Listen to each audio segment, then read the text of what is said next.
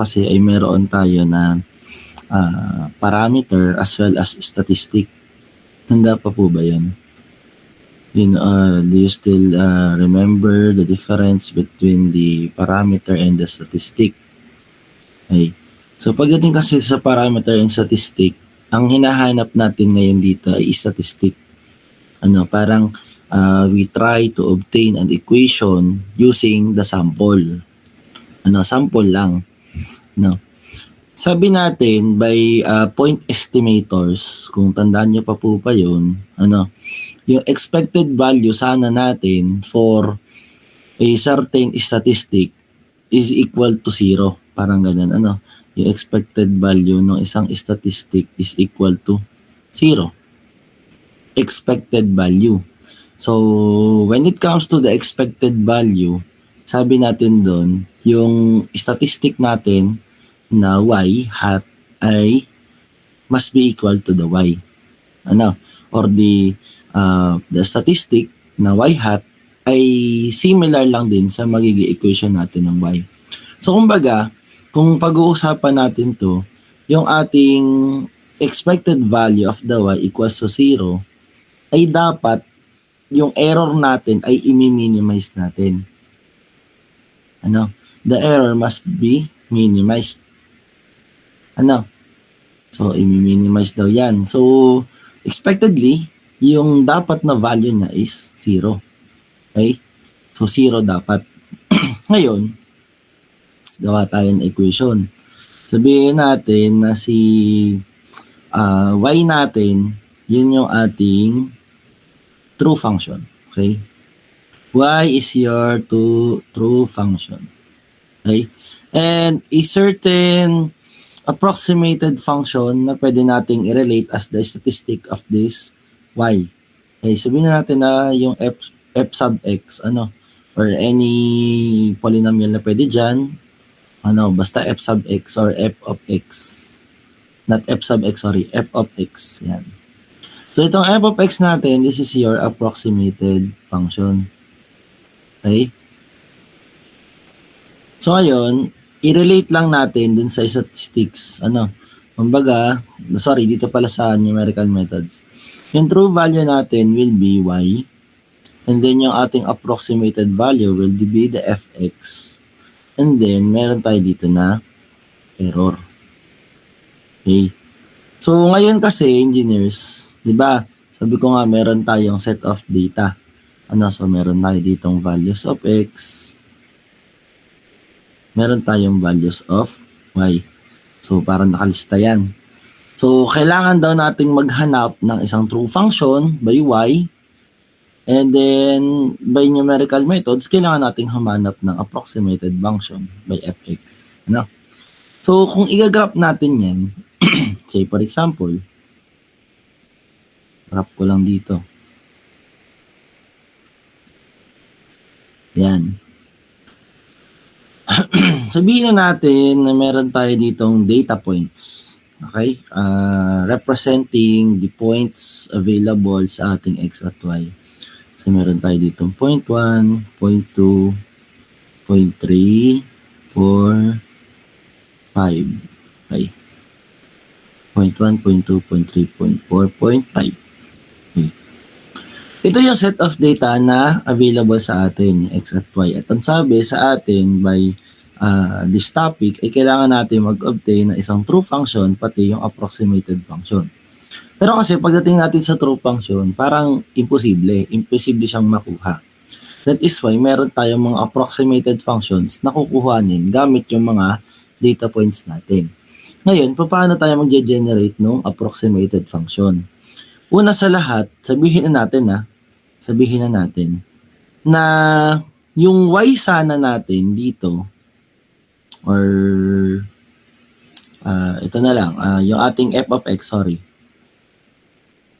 Yung ating f of x ay isang linear function muna. Okay? Si f of x daw ay isang linear function muna. So, what we are trying to do is to look for a function that will best fit itong ating data points. Ano yung ibig sabihin dyan? Again, Your f of x is a linear function, okay, for this problem. Anong gagawin dyan? Kada data points natin, di ba, kada data points, yung x value, sabihin na natin, ito si x1, ito si x2, ito si x3, x4, and x5. Ayan. Kada data points natin, ito sana yung true value ng y. Diba? Kumbaga yung coordinate na to is si x1, y1. Ito si x2, y2. Ito si x3, y3, and so on. Ang kaso, ang nangyari sa atin is nag-approximate lang tayo ng function. So, tendency po ninyo nun, ito lang yung ating data points. By the approximated function. Okay?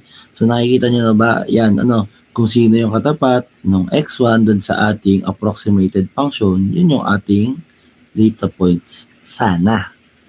Sana. Okay. So, again, approximated lang naman kasi yan. So, ano ginagawa natin? Kinukuhanan natin ng error. Saan makikita yung error? So, di ba sabi nga natin, ang true value ay yung mga black. Itong mga black ang true value. So, to obtain the error, kinukuha natin tong difference ng ating original value ng y, yung nandito, and yung ating approximated value ng y. Okay?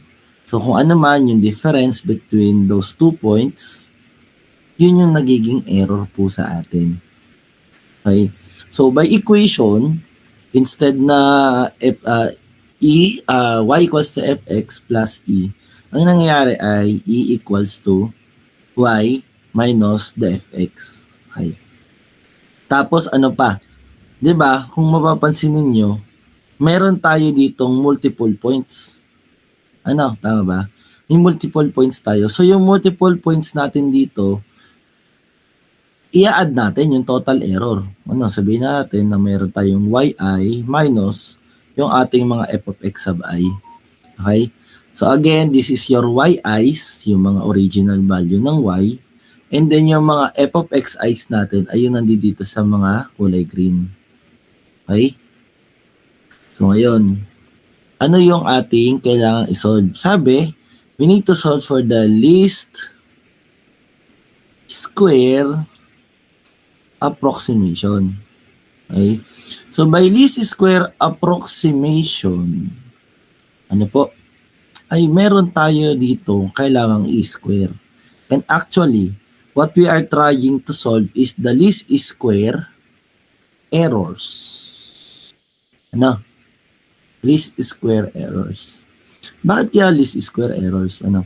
Kasi, if we try to obtain the error between this y1 and the f of x sub 1 here, parang, di ba, mas mataas yung value ng f of x sub 1. So, sometimes, nagiging negative value. Dito naman, positive value yung error. Dito naman, negative,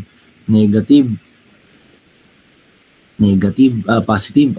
So, if we try to add all of the errors, ang nangyayari kasi is, hindi natin ma-obtain yung absolute value sana ng ating data. Hindi natin makuha yung absolute value ng data. So, ang ginagawa ngayon is ini-square. So, ini-square ngayon yan. Sabihin natin dito sa ating part na to, ito yung squared error. Okay? So, sa part na to, ito yung squared error. Sa part na to, medyo maliit lang, squared error. Ito yung square error dito. And then dito, squared error ngayon. Okay? So, mapapansin ninyo, kapag kinuha natin yung summation ng y sub I minus f of x sub I, tapos naka-square, dapat ito naka-square din. Kasi parang yung square of the errors. So to obtain the squared error, kailangan ninyong i-square din yung mga errors ng yi and f of xi.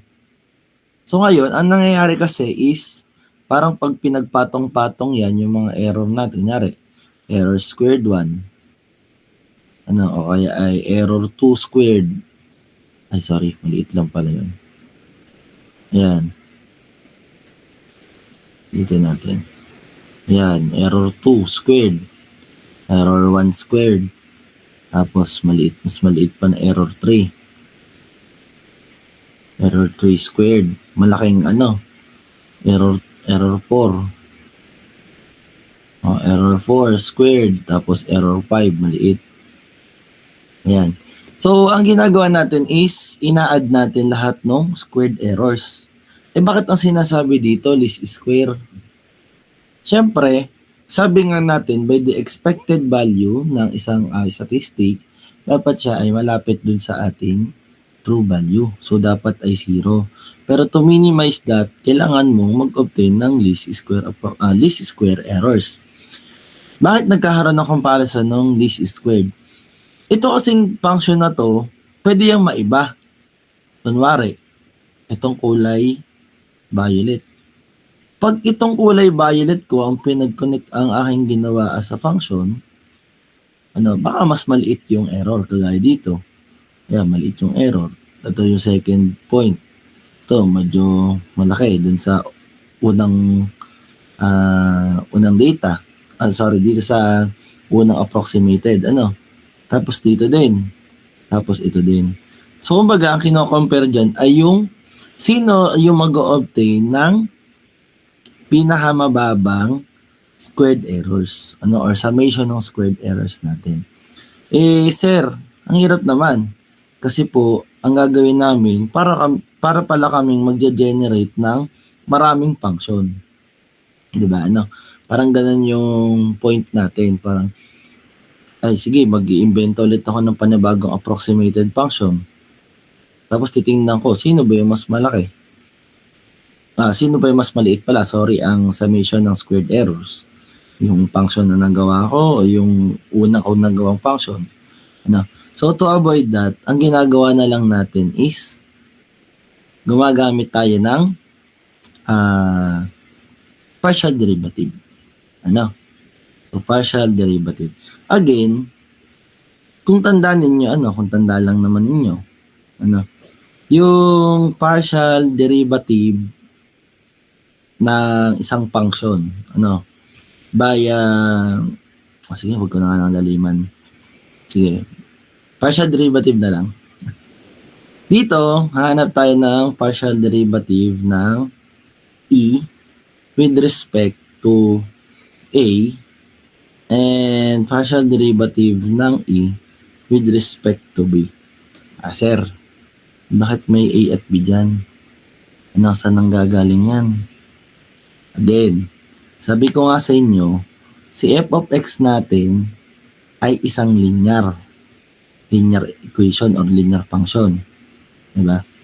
So, we assume that the f of x is patterned to a linear function. Sabihin natin na a plus bx. Ayan. Tama naman, di ba? Nasa form naman yun ng ng linear function. Yung function of x equals to a plus bx. So ngayon, yan yung ipapalit natin dun sa ating equation.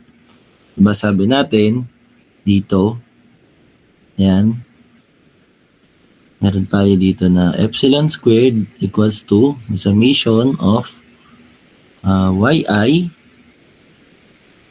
yi minus the quantity of a plus b of xi raised to 2.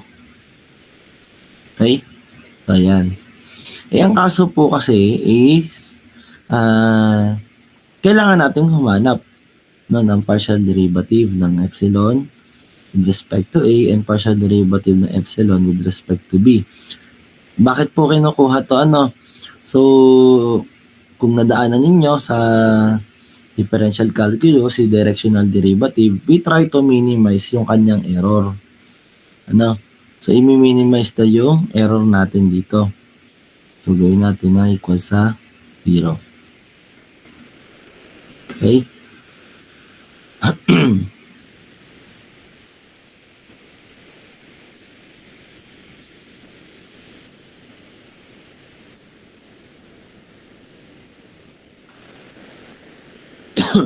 Okay. So ngayon, i-minimize daw natin yung kanyang error. So, una, kuhanin natin yung partial derivative ng ating e with respect to a.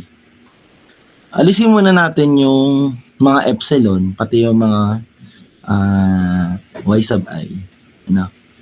Assume muna natin na kumukuha tayo sa isang point lang. Ano? Sa isang point lang muna. So, y minus a plus bx. Ano? Tapos quantity squared. So, that is for one point only or one data. Okay. So, for one data, kanan daw natin ang partial derivative, yung epsilon with respect to a. So, nangyayari dito, yung partial derivative ng e with respect to a ay 0. So, gawin natin. Ano bang partial derivative ng ating equation na to?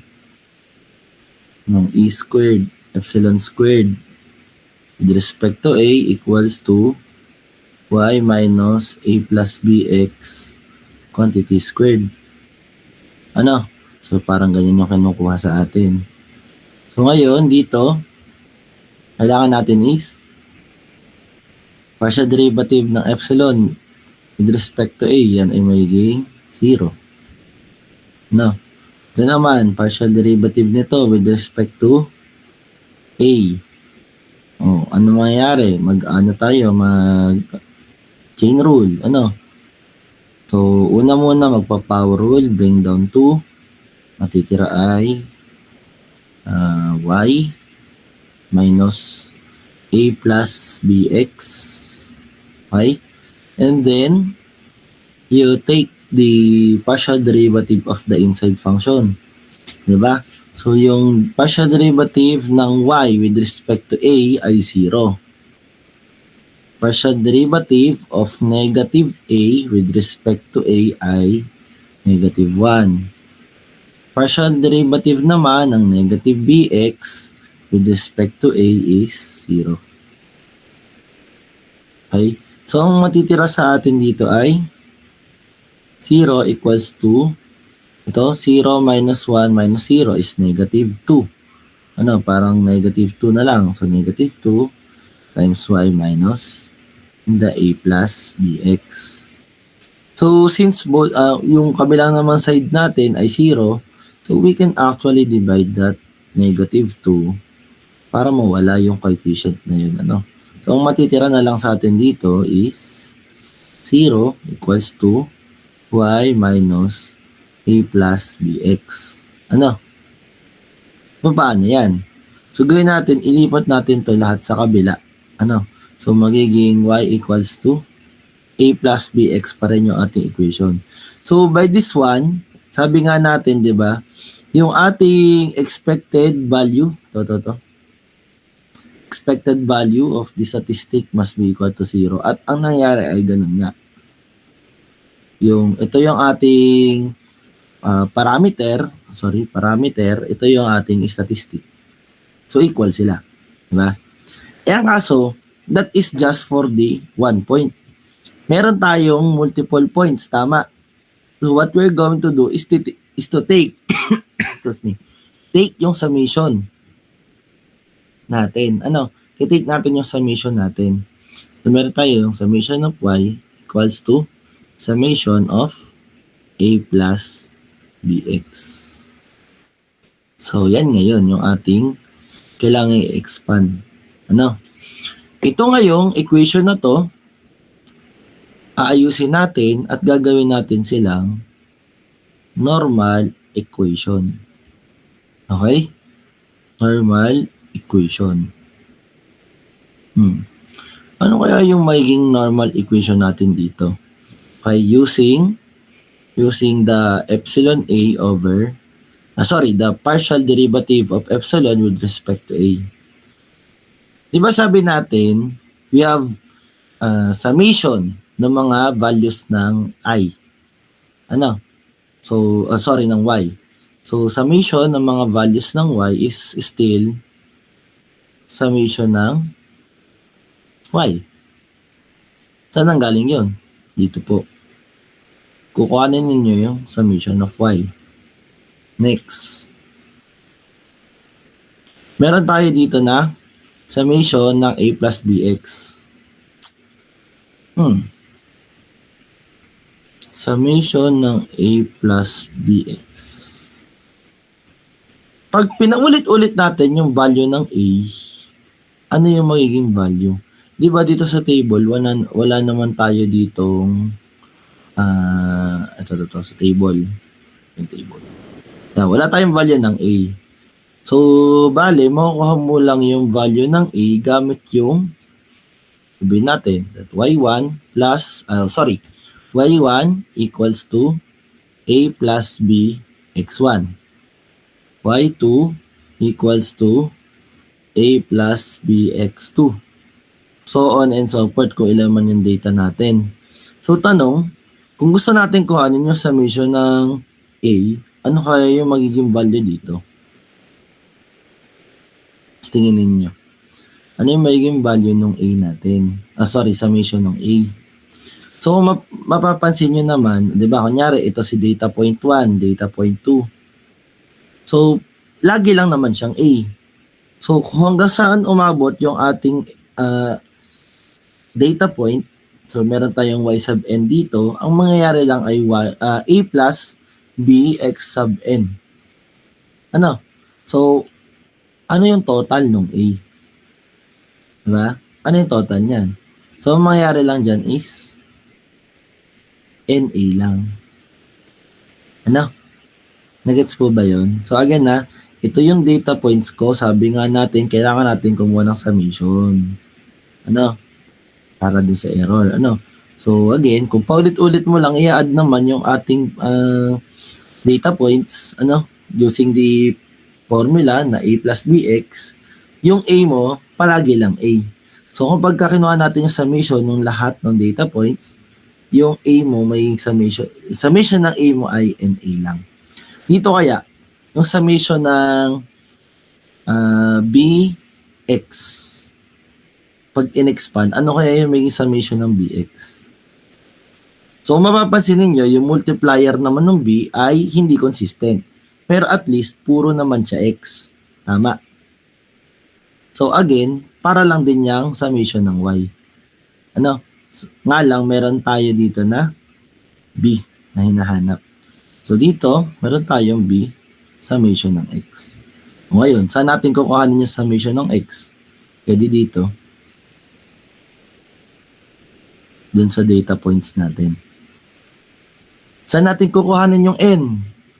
Kukunin natin naman yung n dun sa number of data points. So kung ilan man yung data points natin, yun yung value ng n. Nasundan po. Okay? So nasundan, meron pa tayong hahanapin. Tama. Yun namang ito. Partial derivative ng epsilon with respect to b. Hanapin natin. So again, ito na yung normal equation 1. Coming from partial derivative ng epsilon with respect to a. Ngayon naman, kuhanin natin yung ating partial derivative ng epsilon with respect to b. So that is equal to 0. So dito, meron tayong partial derivative with respect to b ng epsilon squared equals to y minus the quantity of a plus bx quantity squared. So ito, since wala naman tong variable ng b, so magiging 0. And then ito again, chain rule. So power rule muna, babase 2. Matitira ay yung y minus a plus quantity ng a plus bx. And then you take the partial derivative of y with respect to b. The result is 0. Partial derivative naman po ng negative a with respect to b is still 0. And the partial derivative naman ng negative bx with respect to b, what will be the answer? That is negative x naman. Sundan? Ay. So ito, derivation pa lang to ha. Wala pa tayo sa mismong problems. Ano? So, ayan. So, isi-simplify natin to. This is just negative x. Ano? So, mangyayari, 0 equals to negative 2x times the quantity of y minus a plus bx. Okay. So, ngayon, itong negative 2, gagawin ulit natin, i-divide natin to the both sides of the equation. At ang matitira na lang sa atin dito ay meron tayong 0 equals to x times y minus the a plus bx. And then, distribute natin yung x. So, 0 equals to xy minus the quantity of ax plus bx squared. Nasundan yung ating ginawa. Okay. Sige. Tuloy natin. Ngayon, ilipat ulit natin ito sa kabila. Ano? So, ito ngayon ay magiging xy equals to ax plus bx squared. Yan ngayon yung na-derive natin coming from the partial derivative ng a with respect to b. Ito yung equation. Ang kaso nga, yan kasi ay multiple data points. So, ang mangyayari dito is the summation ng xy equals to the summation ng ating ax plus bx squared. Ngayon, coming from this equation, sabihin natin di ba may mga data points tayo. So, meron tayo ditong x1, y1, for data point 1 gamit ito equation na to. Ano? x1, y1 equals to ax1 plus bx1 quantity squared. Tapos gamit si data point 2, x2, y2 equals to ax2 plus bx2 squared. Ano? Up until dun sa last data, xn, yn equals to axn plus bxn raised to 2. Kailangan natin kuhanin yung summation, di ba? Yan, tanong. Ano ang summation ng xy? Dito na tayo ngayon makakuha ng normal equation 2. Okay? Normal equation 2. Kung kukuhanin natin ang summation ng xy, paano yun? Dito, ang gagawin ninyo, di ba, may data points tayo. Ano, nasusundan ba? Meron tayong data points. Mag-a-add kayo ng panibagong column. Mag-a-add kayo ng x times y column. Hindi makukuha nyo dito yung x1, y1 up until xn, yn. So, to solve for the summation ng xy, kuhanin mo lang yung sum nitong lahat ng to. Naintindihan? Okay? So, yan. So, still, this is summation ng xy. How about this one? Summation ng ax. Kung isosolve mo yung summation ng ax dito, pwede mo na ma-factor out yung a, tama? Ano? So, mayayari a summation ng x. So, a summation ng x. Saan makukuha yung summation ng x? Again, the data points po natin. Ayan, dito, no? Kunin mo lang yung summation, yun na yung delta, yung summation of x. How about this one? Multiple na b, x of 1 raised to 2. So, mangyayari lang dyan ay b summation ng x squared. Paano makukuha to? So, magdadagdag ka lang ng panibagong column. So, this is x squared column. So, meron tayo x1 squared, x2 squared, up until xn squared. And to solve for the summation of x squared, yun, add mo lang lahat. Ano? Sundan po ba yun? Okay? So, yan na. Yan na ang ating normal equation 2. So, to sum it up, normal equations natin, we have summation of y equals to NA plus summation, the B summation ng x. And then we have here the summation ng xy equals to A summation of x plus B summation of x squared. So, importante itong mga normal equations na yan. Okay? Sir, saan po ginagamit yung normal equation na yan? Ano? Ginagamit yung normal equation na yan to solve this one. Ayan. Yan ang gusto natin kunin. Gusto natin gumawa ng isang approximated function na again, linear. Kaya ang hahanapin natin dito ay yung values nung A pati nung B. Naintindihan po ba? Again, ang hinahanap natin dyan ay yung values nung A at B. Tanungin ko lang kayo. May data ba tayo ng summation of y? Yes or no? O like na lang o dislike. Meron, kayang kunin, di ba? Meron ba tayong data ng n? Meron. May data ba tayo ng a? Wala pa. Wala pa tayong data ng a. May data pa tayo ng b? Wala pa. May data ba tayo na summation ng x? Meron. Summation ng xy, kayang kunin. Kaya. Summation ng x, kaya. Summation ng x squared, kaya din. So, ang nangyayari lang dyan is para kayong gumagawa ng systems of linear equation ulit.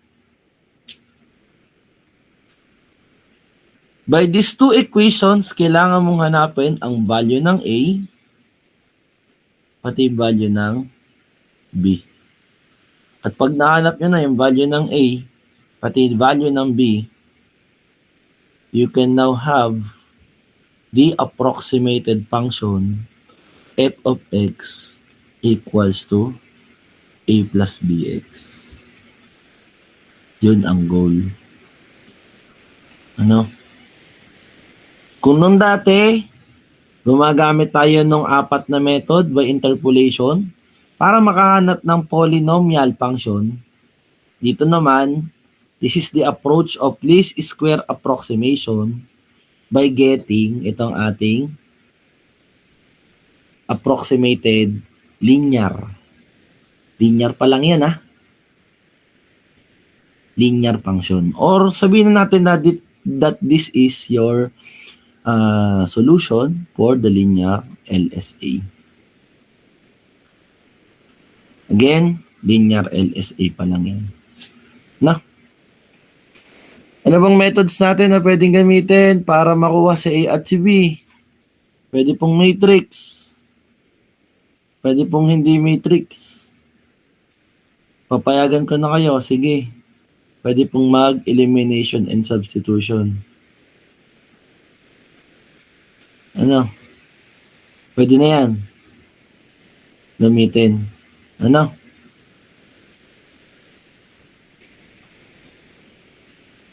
So, kayo nang bahala kung paano nyo kukunin si A at si B.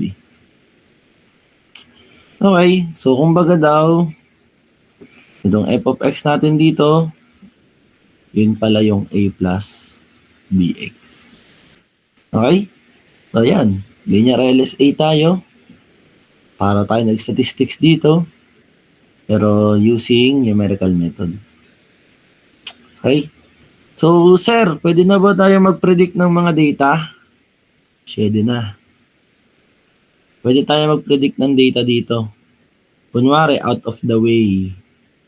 Out of the way itong ating x at y. Kunwari, meron ditong siningit na value. Makapag-data prediction kayo ngayon. Okay? Substitute nyo na yung value ng x, na independent variable na x. Ano yun? Makuha nyo na yung value ng y. Okay? So, ayan, derivation natin, tapos sample problem tayo. Nagets nyo ba yung derivation? Madami nga lang talagang pasikot-sikot, Yan po talaga. Pero sana ay nagets. Okay.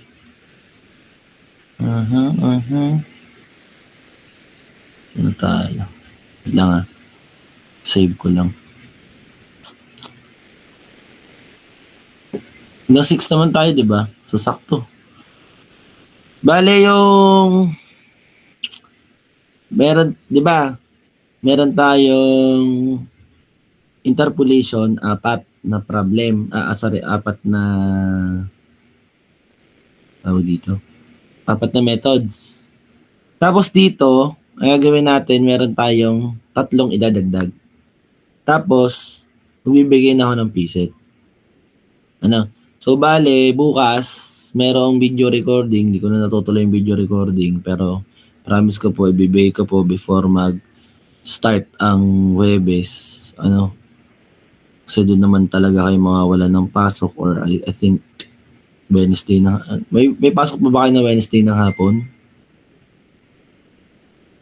Hindi natin alam Papasok pa ba kayo? Papasok. Yun pala dapat papasok pa ba kayo? Dapat may academic break tayo, Wala tayong academic break eh.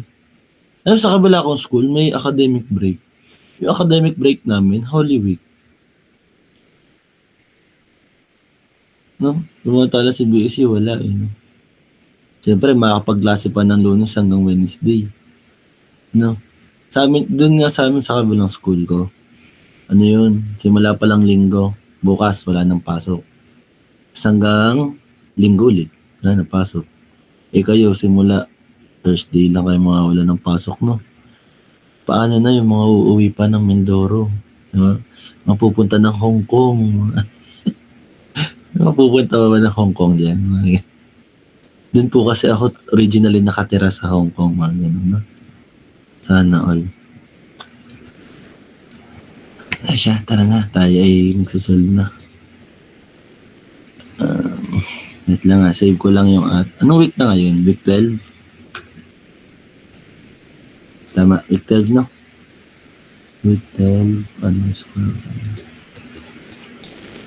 Yan, so game. Probsol. Madali lang to, promise.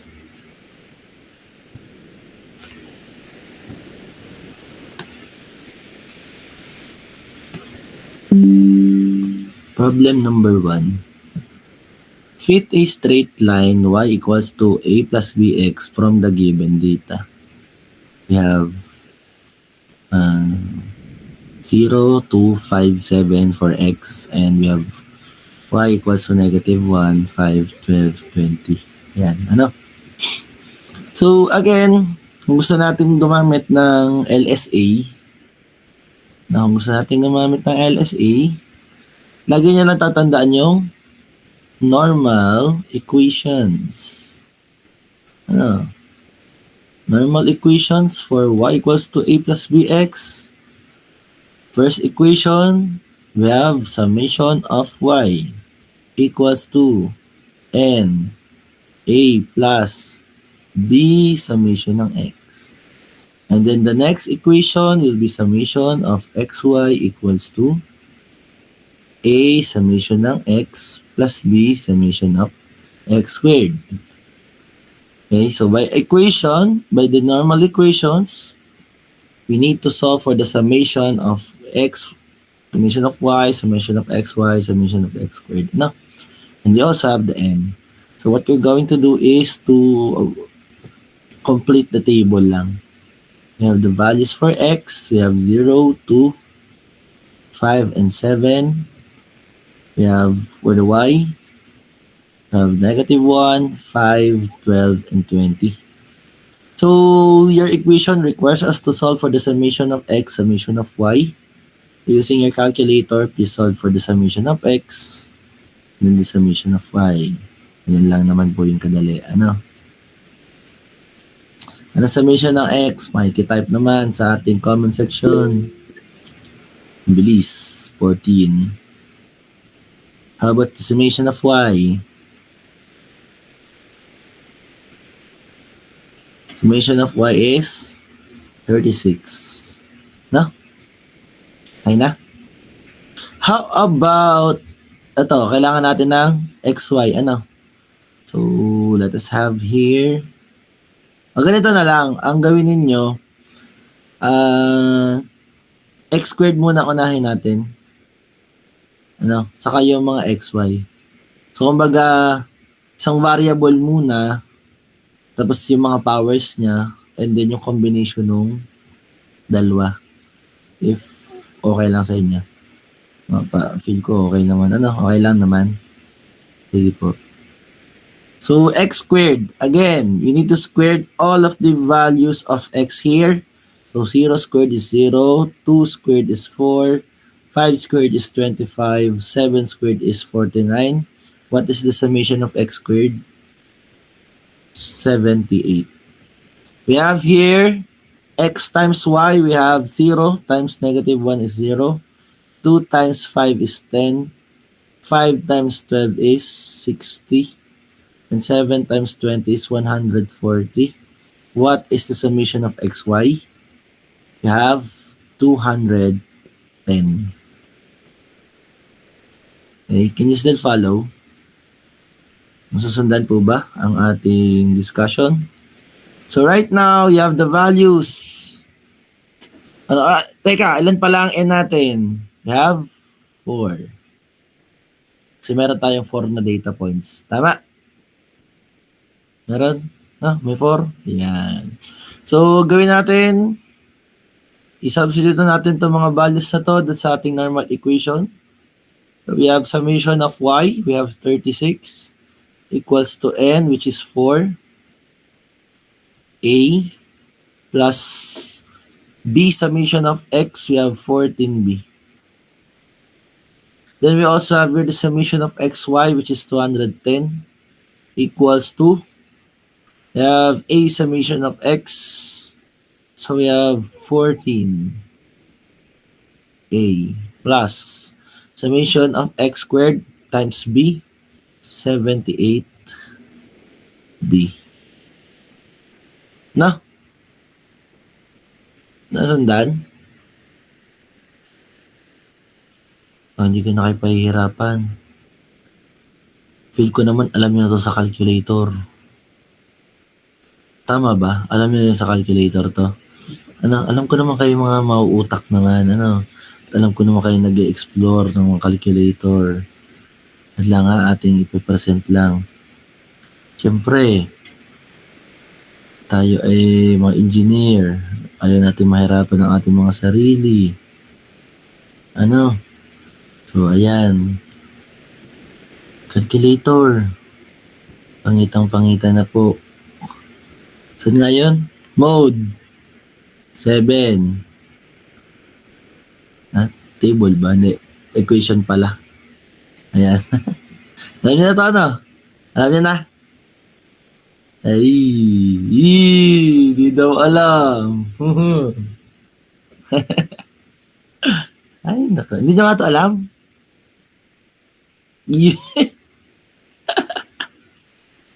Utas. Di daw alam. Ayan. Ano nga ulit? Ulitin natin. Mode. Number 5 equation. Tapos 1. Yun yung a sub nx plus b sub ny equals to c sub n. So, ayan. Equals to c sub n ha.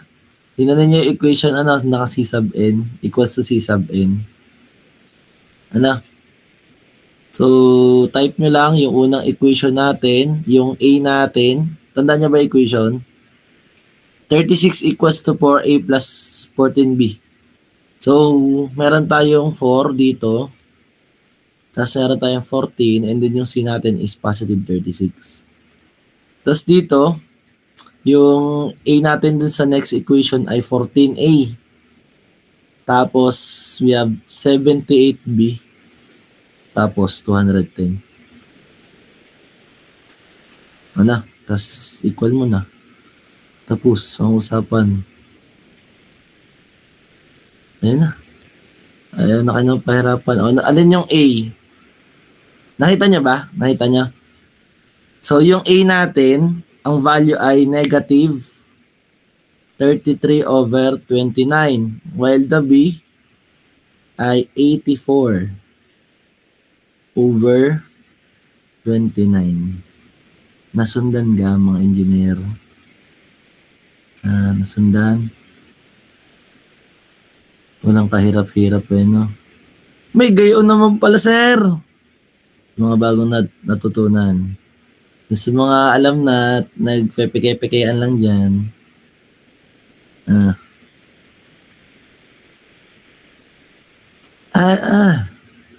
hindi ko alam ika yun. Tutot ninyo. Ayan. So, okay na. Ayoko na kayong pahirapan. Okay na, ihirapan din pagka ano. Charot lang. Okay. So, ano ang ating hinahanap? Siyempre, yung function. So, therefore, f of x equals to yung ating a, which is negative 33/29 plus 84/29x. That will be your final answer. Sundan ang discussion. Nagets po? Okay. Doon sa video recording natin, sa video recording, yearly dismissal ko na kayo at ako kasi may chinechikan lang na ibang papel. May dalawa pa tayong pag-uusapan. Okay. I-orient ko na kayo, no? Yung isang function ay exponential. Sabi ko nung dati, nangako ko noon sa interpolation. Sabi ko, mag-obtain tayo ng mga polynomial function, pati transcendental function.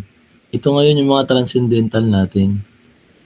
Meron tayong exponential function na ang form ay y equals to ae bx.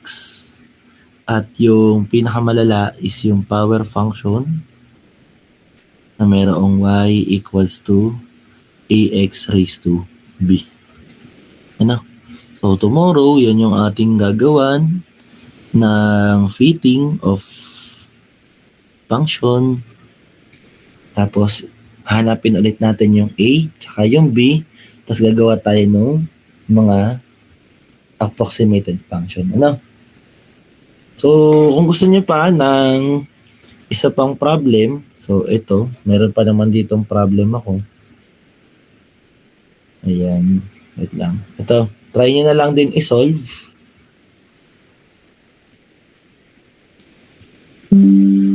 Wait lang. Ayan, try niyo na lang tong i-solve. At ang makukuha niyo dyan na function ay ito. So please try to solve na lang. Ito naman ay naka-approximate. So the answer for that problem is this one. So try niyo na lang. Again, gagawa lang kayo ng extension ng x at saka ng y. So magdadagdag lang kayo ng x squared column pati xy column. Tapos i-plug in nyo lang dun sa ating normal equations. Tapos hanapin nyo na si a at si b. Then substitute, this will be your approximated function. Okay? So ayan. So madali lang naman yung topic na yan. Mahaba lang yung derivation. So derivation na naman, baka lumabas. sa quiz, sa week 14, ano? Nakalang naman. Okay? So, week 12. Week 12. Nag-gets siya po ba yung discussion natin? May tanong? Sino may tanong? Wala na. So, kung wala na, was dismissed na po tayo. Thank you po sa inyo. Thank you po, sir. Maraming salamat.